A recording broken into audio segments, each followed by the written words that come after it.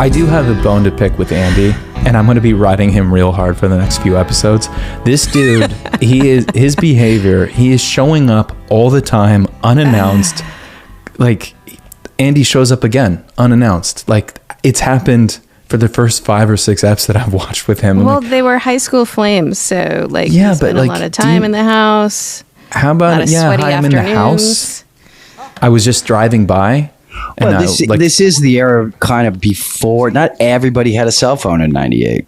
Right, so you just show up at a girl's house. Hey, you knock, you leave a letter, you bump into her at the store accidentally. I don't know. What did you do? I don't know, but I would never just drive to someone's house and show up like 3 times in a week, just going, "Hey, I was in the neighborhood." I think he's a little clingy. Is all I'm going to say. Little stalkery, as she says. Yeah, it's a little, right? Like, I'm not out of my... Okay, but the one time it wasn't him. It was the shapeshifter weird people. That's true. But he does show up. He did an up. awfully good job of acting not like him, by the way. Ted? Yes. T-dubs. T-dubs. But you do, like, I'm not crazy, right? Like, that behavior is not... Well, I didn't notice it till you mentioned it, but sure. Well, I think it's in a later episode that we will dive into at some point. Like, there's flowers on Prue's desk, and like she walks in, and the camera turns around, and he's hiding behind the door, and he shuts the door. Okay, Drew, are you skipping ahead because that's cheating? I apologize. Okay, let's rewind because Tony, BK, why don't you introduce your buddy? Tony Dennison, man, his career goes so far back. The Initial Dad, wonderful actor and man who's gone on from our show to, I think he's on his 3rd television show now, The Closer, Major Crimes, and I'm sorry, I'm blanking on the new show. Is it The Night Watchman or The Watchman? No, the Night Court. He'll tell totally us. Different. Yeah. Totally different. But he's done so much. He's and he started back in the 70s. He's been there, and he came in as this powerhouse father figure to the girls, which I think really set the tone and kind of legitimized the badassness of who they are, and told a little bit more of the story who the girls were. So I don't know if that's much of an introduction, but he's the OG dad. I met Tony on the show, and then I did an episode of The Closer, and I was only there a couple of days, guest star of the week. And did you? I didn't know that. I love that show. I have to watch that. Yeah, it was a pretty good way. It was awesome. And, you're sitting on the set. You don't want to bug the other actors or kind of, but you kind of want to hang around. You get your coffee. You're at the craft service. And, he was so talkable and likable, and, we engaged, and everybody on that show was so engaging and great. And since then, I've played poker online with them at different charity events. Oh my gosh. Words with friends here and there. So I've kept in a little bit of contact, but not really. And to re-engage with him doing this is fantastic. I admire the man a ton as a human and as an actor. So and you did technically reach out through Words with Friends, correct? Yes. I just want to get that detail correct. I didn't have his number. Can we get that on the record officially, please? Yeah. That's really funny. I'll play a move. And then man, modern technology, what are you doing on a random Tuesday? Yeah. Amazing. Look at Ollie taking notes again. Babe, sorry. Put the pen down. Yeah, let's bring him in. Please do. Absolutely. Tony Dennison, welcome to the House of Halliwell. Oh my God, there's a lot of people. Wow. Hi. Hey, Tony, how are you? Oh, hi, Holly. How are you? I don't know if you remember me. It was like 9,000 years ago that I worked with you on the show. It was only 8,000 years ago. Of course I remember you. 8,000 years ago. Hi, it's good to see you. You look wonderful. Thank you. It's good to see you too. I love a man with hats. More hats than I, because I got a lot of hats. I love fedoras, and I have baseball hats too up on the other wall. So that's amazing. Minor league, basically AAA teams, because you can get a really wide variety of different, because they're not necessarily, like if they're Yankees, a Yankee farm team, they don't necessarily have the Yankee farm symbol. They have some, like I have the radioisotopes from from New Mexico.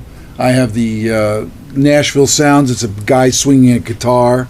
And then I also have Teddy Roosevelt, the Rough Riders, Route 66. I love it. I love that stuff. That's amazing. I was actually commenting on your hat. Now that I've bored you all to death with my hat collection. Not at all.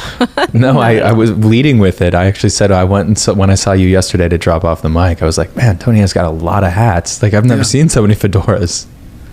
Do you wear them all? Or is it more kind of now like a collection thing? Once in a while I wear them. Yeah, sure. Depending on if it's bright and sunny. I basically wear my Panamas a lot now, but I have a couple of fedoras that I really like. I have one. It's the third one over up on the top. Yep. It's Adams Hat Company. I don't know if it's his granddaughter or his great granddaughter, Stacy Adams hats, but Adams hats. They went out of business in 1935. So that hat. I used to be a newspaper editor a long time ago in a galaxy far, far away. and that hat belonged to the editor of the Daily News in 1932. I went to his estate sale where I went up to where I went to college, and I went to the estate sale. I mean, they could have been sending me a line of, whatever, like, I'll buy it. So it's like one time amazing.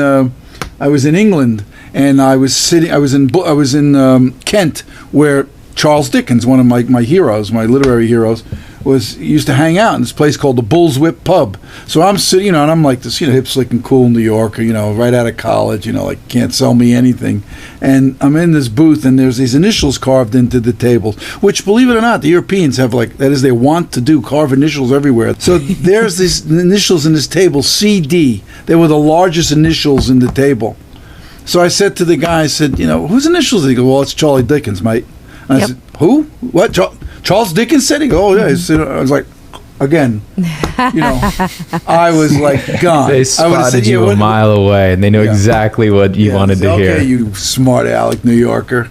Okay, so I'm going to dive into the abandonment issues immediately. Daddy issues number 1. Oh, okay. So why did we have 2 dads? Why? And I think I know the answer. Although we weren't told. I think you were just too busy to be our dad. There was a couple of different stories, and I was told by Les. I don't know if Les is even still alive. I wasn't his friend. I knew Les through my friend David Burke.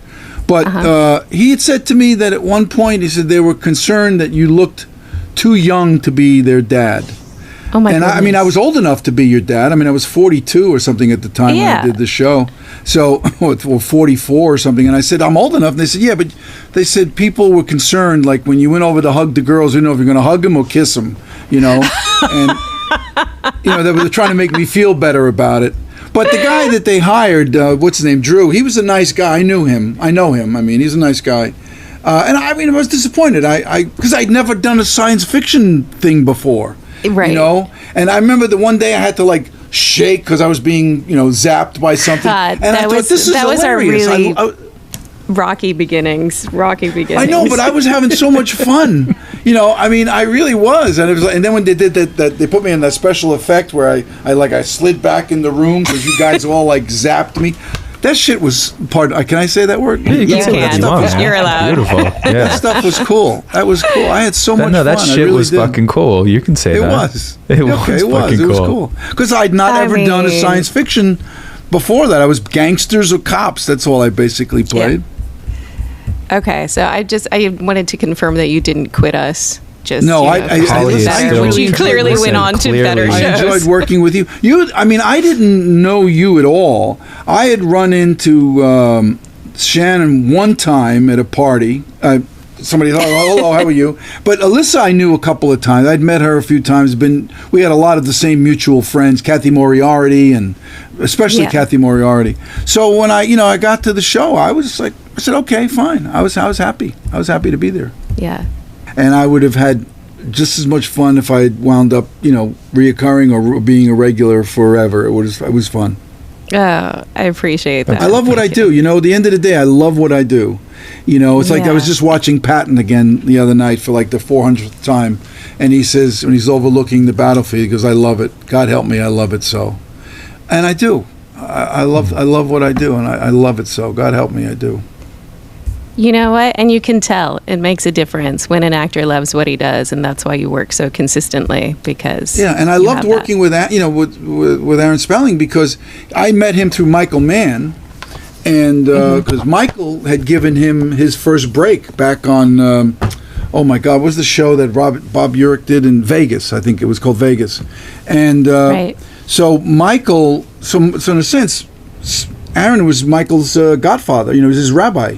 And so that's pretty amazing. So I met him at a Brandon Tartikoff birthday party, because Brandon, I was very close with Brandon, and it was Brandon's 40th birthday party. And so whatever I said or did that day, Spelling just took a liking to me, and I was telling Brian the other day that before I came to work for you all, it was during a period of time where my career, for some reason, I don't know what I did. Maybe in a former life I had some bad juju, bad karma, something was happening. I couldn't get arrested for like 4 years at anything. And I said, if my mother was a casting agent, I still wouldn't have gotten the job. And so I get a call, and they say, Aaron wants you to play, to be on Melrose Place. And I go, Melrose Place? I said, wow. I'm not even remotely, because he says he wants you to be on. He wants you to do 10 episodes. And I was like, well, all right. He said, don't worry, he'll take care of you. He'll make it worth your while. And I was like, I said, all right, now how do you say no to him? You know what I mean? You can't say no to, one of the most powerful guys on television. So I said, I said, of course I'll do it. Are you kidding me? I like the guy. That's great that he even thought of me. So then when they called me up and they told me the deal memo, and I saw what he was paying me for each episode, I said, oh my God, are you kidding me? I said, can I be on the show forever? Do you know how many people come up? They come up to me all the time for Crime Story, of course, playing Ray Luca, and that's great. And that was like 30 some odd years ago. Wait, Time Magazine had you as villain of the decade? Yeah, the best villain of the decade, yeah. That's for the 80s. That's for the 80s. Badass. Yeah. I didn't, That's amazing. My publicist just called me up and somebody said, you ought to check out Time Magazine, the end of the decade issue. And I go, why? He goes, just check it out. And I look and I say, oh my God. But anyway. Oh my God, they gave you no warning. That's crazy. I know. Because I didn't have a publicist at the time. I wasn't working. Yeah. So this came out and I was like, okay, So people would come up to me all the time, but for Crime Story, and now they come up to me because of the closer and Major Crimes. But every once in a while, and so I should say more than once in a while, very frequently, people will come up to me and say, oh, you were the dad on Charmed. And I said, oh, yeah, thank you. Oh, my God, what happened to you? Why did you leave the show? And I said, well, I don't know. I said, and like I said, I don't really know the answer. I said, it's above my pay grade why they let me go. I don't know the answer either. That's messed up. Yeah. I'm going to get my best man on it. It is what we'll get to the bottom of this. It is what it is, Now, coming in, did they have notes on how? Perhaps it was written in a character breakdown of you had this big reveal as the father, and obviously you knew that going in. But I wasn't magical or I had no powers or anything. But the woman who eventually came on and played my wife, she had. She was the one that was the witch, and I wanted to work with her because I liked her as an actress. She's great. But I was long gone then. But Drew, right, was that guy who replaced me? Drew replaced me, right? No, this is Drew.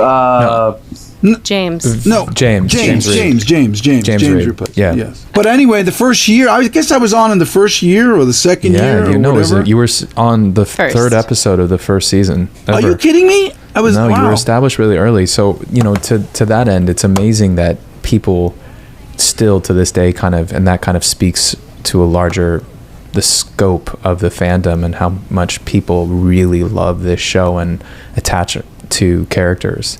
Tony, you came in to play their dad for the first time, and here we are, the third episode of a show. We've already met the girls, what they do, their relationship with each other, and then now we're bringing in the dad, and it changed the dynamic of who these girls are. And at the end of the episode, I got goosebumps last night watching. It's like it was real emotion that you guys had in the scene, that you felt for each other, and you kind of described their life and what to look for, and kind of set the precedent of how badass they are, and maybe a lot of that's in the writing, but you brought a headiness to it that really made it real, and I was wondering if that's it kind of solidified. Okay, here the girls are going forward. They have this love is real, everything's real. The warning was real, and I wonder if that was something that had spelling and you guys had talked about as far as character bringing into it, or just it's just you ran it yourself and just said, this is what I'm bringing and here I come. Well, I mean, I don't try to anticipate anything when I go in and do work on any show, and I'm somewhat organic. I tried to be organic. I'm not a methadone actor, like some people, but I'm I just try to be somewhat organic, and again, I just you try to find your way. I'm not one of those. My character would never say anything like that. I just, right. It's like kind of like I'm curious about this line. That's what I might say. But in that particular case, I was having so much fun because I'd never done magic before, or sci-fi. It was. I'm telling you, when I had to do that scene, when I'm standing, I'm like thinking, I said, "Wait a minute, guys, I got to do this slot again." Because I was being zapped into something. Yeah, wait. How did they describe that to you? Do you remember? So what's going to happen is this. And it reminded me of like Ian McShane, who was a friend of mine. He was telling me that when they were doing Jesus of Nazareth, and Anthony Powell was up on the cross, and and he says down to Zeffirelli, he goes, Franco, he goes, what should I be doing? And Franco says, Tony, don't worry about it. The music's going to take care of everything, and so he goes, just so that's what Les said to me. He goes, don't worry, he goes, it's a special effect, it's going to take care of everything, it'll all be explained later on. And I said, okay. Because the first time I did it, I was like, I just started laughing. I said, oh my God. I said, what am I doing? Did they just want you to shimmy? What was the note? Like, hey, it was kind of like, like a hullabaloo dance from like the 60s, that's what I was doing. And, all missing was Joey Heatherton and, Anne Margaret. And I was just, but then I started really getting into it, and I had a ball doing that stuff. I had a ball. Oh. Then I wish I said, can't he have magical powers, I want to be able to go like that to somebody, you know what I mean? Throw him a bone. Throw him a something. I mean, I can't like twinkle my nose like Elizabeth Montgomery could do, but That's bewitched, kids.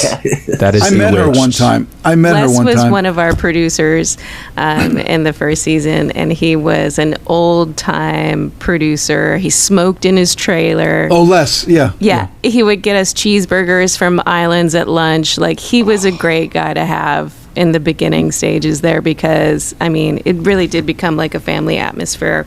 It was really important. He and Shannon were really close, and he was one of the original guys. He was great.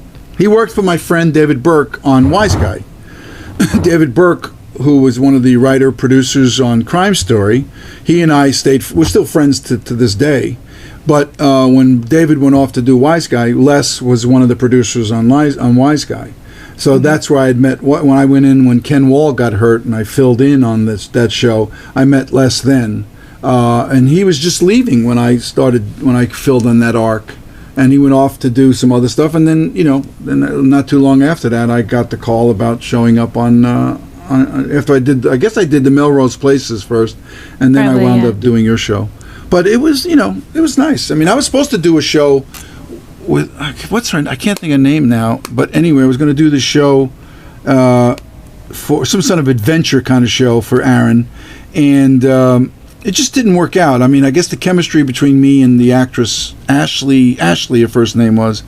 I can't think of her last name now. But anyway, which our chemistry just didn't jive, I suppose, because they were just looking, for that kind of like Romancing the Stone. That was well before Romancing the Stone, but that kind of energy, and we just, we didn't connect. But he was so great because he said, if you get the job, you're gonna have to move to Hawaii.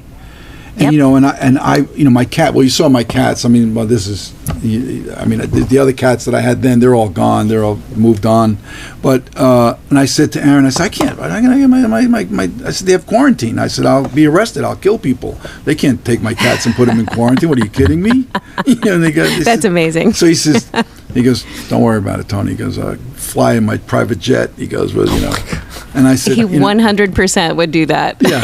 So then it was like, that was before I got sober. So I wasn't, I wasn't opposed to saying, yes, go, yeah, sure, man, yeah. Now I couldn't do that because I wouldn't be able to lie, Right. But but it was great because we'll fly you on the private jet. We'll get you and the cats in there. Don't worry about it. Hey, when Aaron was in your corner, he would do anything for you. Wasn't he a nice man? I mean, so great. What the story about him one time? Candace, his wife, when they built that unbelievable home in Homely Hills, she happened to be looking out of one of the windows on the second floor where she had like she had a second floor. The whole house was a closet. And anyway, she was looking out for the bedroom, and she looked over, and there was Robinson May, in the one in Beverly Hills. So she says to Aaron, she says, Aaron, we got this stupid red sign in our view. It's just crazy. And he goes, what do you want me to do? And I know this because Brandon Tartikoff tells me the story. And he goes, what do you want me to do about it? She goes, can you get him to move the sign or get rid of it? Because he loved his wife and he wanted to make her happy, he calls up the guy from Robinson, Maine. He goes, listen, this is Aaron Spelling, I don't know if you know who I am. And the guy goes, yeah, I know who you are. He goes, well, I was wondering if it would be possible if you could move the sign. He goes, what sign? He goes, your Robinson sign. He goes, are you kidding me? And he goes, no, just like move it over or lower it because it's right in my view. He goes, I'm not going to move the sign. Then Aaron says, look, I'll pay to have it moved. He goes, no, I'm not moving the sign. And then Aaron went about the process of trying to buy out Robinson May so that he could own the store and take that sign down. This is straight up. If I'm lying, I'm dying. This is the story that was told to me. So if it's just urban myth for L.A., then it's an urban myth that I was told. And and I just thought, how cool is that? He's like saying, look, I got it. Why not flaunt it, right? He literally was like the godfather of television then. Like, I had to have a surgery at the end of the first season, and I was on one floor at Cedars-Sinai, and then suddenly I was being moved to another floor at Cedars because this was the Aaron Spelling floor, and she needs to be here, and she's going to be in this room now. And I wake up from the surgery, and I kid you not, there are two producers at my bedside, Jim Conway and Duke Vincent, at my bedside. Like, Duke when Vincent I wake came up to your bedside? Wow. Yeah, he did. Yeah, I did. And I was like, wow, I'm either dead or I'm in big trouble or I'm about to be fired. Do you know how Aaron got his start? He was the music. I think it was Duke. He selected the music on I Dream a Genie. If you look at old credits of the first year of I Dream a Genie, musical direction or whatever, musical. Like the music supervisor or whatever? Yeah, music supervisor, Aaron Spelling. Whoa. Can you imagine? Wow. Yeah, and he and Duke have a very interesting story as well. I don't know that story that well, but I know they were together a long time. Yeah, I mean, and Aaron was so involved with us in the beginning, like down to not just like, music like that. He was so involved, but also clothing. He wanted to see our clothing, down to what earrings we would wear. And if we had hair things, if we had clips in our hair, he wanted to see them. And he didn't just want like a Polaroid of it, because back then it was Polaroids. He wanted to see them in his hand.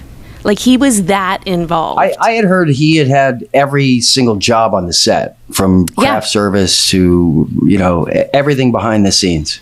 It's possible. I know, there's a few guys out there that have had that experience where they've done everything. And so they, it's not that they, and Spelling was not a guy to turn around and say, hey, I used to do that job and I did it better than you. He wasn't that kind of guy. No. You knew what your duties were. You knew what you were responsible for, and and that was it. I mean, like I said, I met him through Michael Mann, who was Michael in a sense was my rabbi. He got me my big break, and like for some reason, I guess Aaron and I really hit it. I thought we had a nice time at my Brandon's birthday party. He was very pleasant. We talked about a lot of stuff. He definitely took care of me. Let me tell you, when that Melrose Place came, it was like manna from heaven.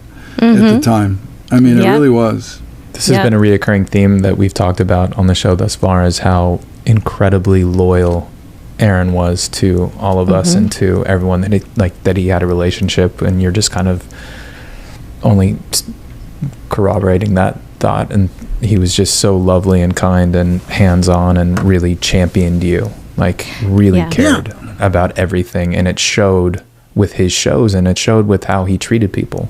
Like I said, I mean, I mean, even if he did something terrible to me, I would never tell. I mean, if he double-crossed me, because at this point, first, like, he's gone, and I don't like to speak ill of the dead. You know, it's not fair. They can't defend themselves. But, you know, I mean, unless they're dead like 100 years, then you can say whatever the hell you want. You know, because then everything you're saying is practically rumor anyway. But again, I mean, obviously, Aaron had something to do with that decision, so that's why I wasn't angry. I was just sad. I loved that day like it was yesterday. And I standing in front of a green screen, and I just said, you know, I'll just trust what they say. You know, and then when the episode came in, you see the lightning bolt hitting me in the head. It makes sense that I would shake like this if I was being struck by lightning, for God's sake. I can't imagine being there first day and you hear like, okay, so this is going to happen to you, but we got to shimmy and you're going to melt, but like the other people are going to melt, you're not going to melt. Yeah, I mean, but it was so funny though. When you saw the actual episode and you said, okay, makes sense that I would shake like that. You know? Absolutely. Do you remember how they did the thing where that you got where Prue like flies you against the wall? Like, well, that was that. That's been around for a long time. That was like, you know, you're on a harness, and you get like a zip harness. Yeah, it's like they do it a lot when they shoot somebody. You know, like they go boom with a shotgun. The guy flies in the air. Well, that's what it is. They've been using that since the 50s, for God's sakes. Listen, the kids want to know these things. They don't know it's true. I mean, look, there's a lot of times movies come out, or I mean, they have the shows like how, you know, how we did it, or you know, how do you make it? A lot of times I don't want to know. I like you know, like. Yeah, like, right? I mean, like when they would do something about Star Wars, and they were like, I don't want to know. I want to believe the magic. They showed them in like the fighter, the like jet pilot things, and you just see the shell of it, and you don't want to see it. You want the movie magic to remain. It's true. Yeah, once I saw that big room and the model and how they did it with the like, I'm like, But I actually like those. I think the original Star Wars, on some level, I mean, CGI's come obviously a long way, but when they were doing practicals, it really looks cool. Like it looks tangible in a way that CGI didn't. Yeah. 2001: A Space Odyssey. You look at that. I mean, that was all like, you know, miniatures and these like in sets and you know, and I mean, just incredible how they made that movie, I'm sure. And the same thing with the first Star Wars. I mean, yeah, it looked real. I mean, that's like, holy moly, that stuff was cool. I mean, now with, you know, CGI, I mean, if you got the technology, then use it, you know, and have fun and go do what you got to do. But there's still something sort of like really remarkable about. I mean, look what the hell, when you look at the Wizard of Oz and you realize that the hurricane, the tornado is a nylon stocking, for God's sakes. That's what? Amazing. You know? Yeah. You didn't know that? Oh, you thought it was a real tornado? No, it was a nylon I mean, like, stocking. I never even thought about how did they actually pull that off, but it was a nylon stocking? Yeah, nylon it just changes everything, doesn't it? Oh my God. Hold on, guys. Yeah, look at it just makes it so much better. Next time you watch it, it's like really, really cool. I wasn't ready for that. Never ready. Damn. Maybe like prep me next time. Just give me like a little warning, just so I can just brace myself. Incredible. Well, Tony, what are you working on right now? Anything that you're really excited about? Right now, Mike Robin, who did the closer of Major Crimes, he called me up about 2 years ago and said he's doing another show, and would I like to come on and play with them? And I said, yeah, sure. And so I play the father of Wilson Bickel, who's the second guy on the show. I've done like 2 years of it. I've done like about 13, 14 episodes. You know, they pay me a nice amount of money, and you know, I go in and I do it, and I have fun. And you know, and I'm trying to get some things off the ground right now. I have this really great streak. I've done 9 television pilots, and every pilot has gone to series. Now, they haven't gone for years, you know, but they, you know, and some were a foregone conclusion that they're already picked up, you know. But I can still count them in my so, because when Mike Robin called me up to do All Rise, he goes, yeah, you can bring your magic juju to the show. And then he wrote me a letter when they got picked up, and he goes, your streak's still alive, man. So That's 9. amazing. That's incredible. yeah, Although That I is such do- a feat. I only that's have why one I think I pilot got that one didn't more make in it. me. I got one more in me. That's what I one say. more good one. That's what I You're say. Who knows? capping Maybe it at we'll 10? work together again, Holly. I You never think know. we will. I think we were shorted. And I also Yes, think we you were. were probably too expensive for us, is what I'm deciphering right about now. You were too expensive, weren't you? You were fancy. No, I don't know. I don't remember what they. No, for that that when you're not on a show. At the time, I wasn't on a show. They pay whatever they want. When did you find your love and passion for acting? It was later in life. Through college, and you had some early jobs. I noticed. It was after college. Like I said, I've done so many different things in my life. I mean, really, I had like that movie that Woody Allen did, Zellick. I had like a sort of a Zellick life. I mean, certain famous people that I met through my life, even before I got my break in acting and and hung out with. But anyway, I was out of college. I was the newspaper had merged with another newspaper, and I was out of work, and I was trying to decide what to do with my life. And my then ex-wife, now my ex-wife, but my then wife said, "Why don't you take a class at the college? A continuing education class or something?" So I said, "Okay," because I lived in the college town, New Paltz, and I looked in their pamphlet, and there was acting or photography were the only two that interested me. And so I said, I didn't have the money to buy a camera.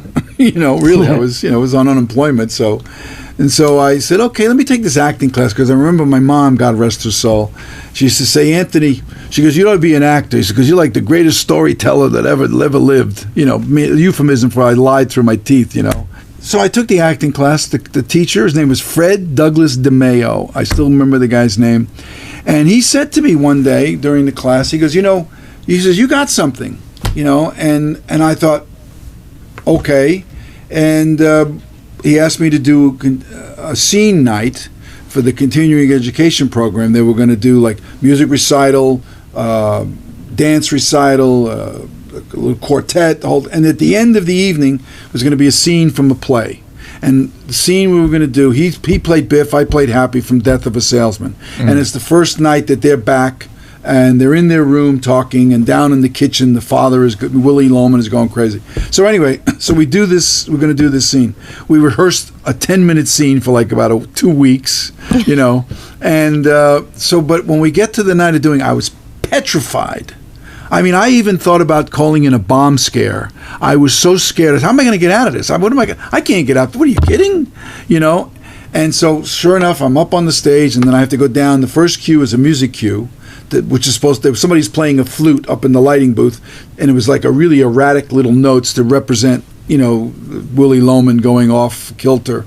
And so like I walk down, and I turn to Fred, and I look at him he's in back by the two beds, and I look at him and I go, you hear that? He's doing it again. And then I suddenly realized that I exhaled, because I had held my breath, I think, for like about 10 minutes. And I went, and then as I was breathing, I could feel the audience breathing with me.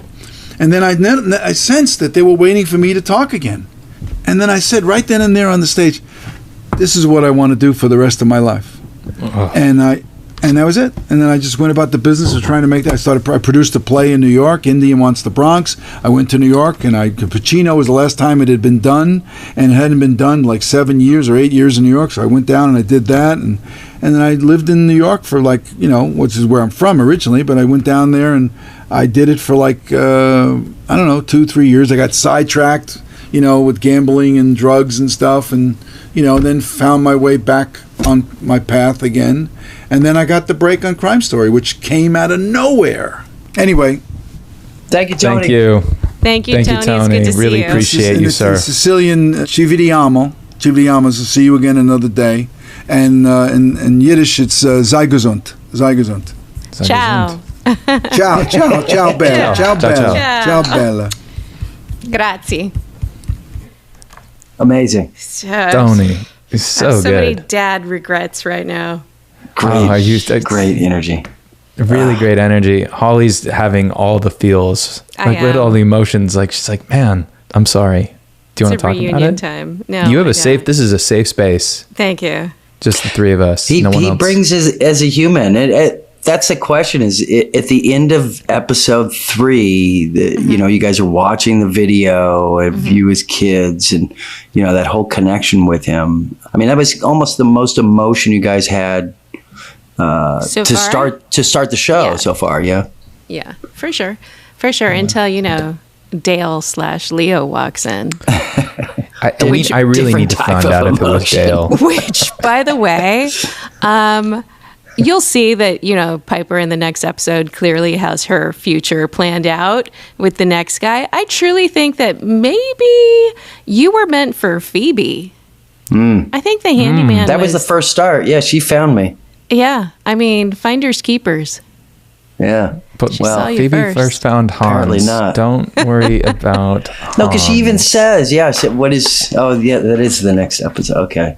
Yeah, you know, I committed myself. Yeah, we see who you really love too, I think, in future episodes, because obviously I'm not, there was a love that I never really knew about, or did I? We'll find out. Well, We'll I'm find sorry. out. If you're like an angel and eternal, that means you were just watching from above the whole time, which is super creepy. That's a full Andy move, dude. So, yeah, Just like, talk about Andy. At the end of this just a little episode, creepy. you put me in the attic and nobody let me out. So Leo's in the attic. That's how we like to keep our men, basically. Dale's in the attic. Dale's in the attic. We got to roll with it, Dale. I'm telling you. They said Dale. Alyssa said Dale. Listen, 50 Shades of Grey can do it. We can put you in the attic for a little bit. Sure. Sorry. Sure. Dude, All right, they just should have let me loose, but no. It was a family you. show. It is a family show. Okay. Not is. Is. Well, thank you, everyone, for tuning in to another episode of Leo in the Attic, Season 1, Episode 3, Dale in the Attic. And Are you special really shout out up there to- for 3 episodes? Just Let's hanging. see. I Shout think out so. to our Patreon members, y'all. Thank them. We're here because of you. We need to introduce like an interaction of Leo in the attic. You play your cards right, Leo can be in your attic. Leo can be in your attic. Whoa. Wait. Hey, let's No one said let's take that basement. back. No one said basement. Everyone back to 1 and do it again. Anyhow. Okay, wheels didn't fall totally off. I think they stayed on.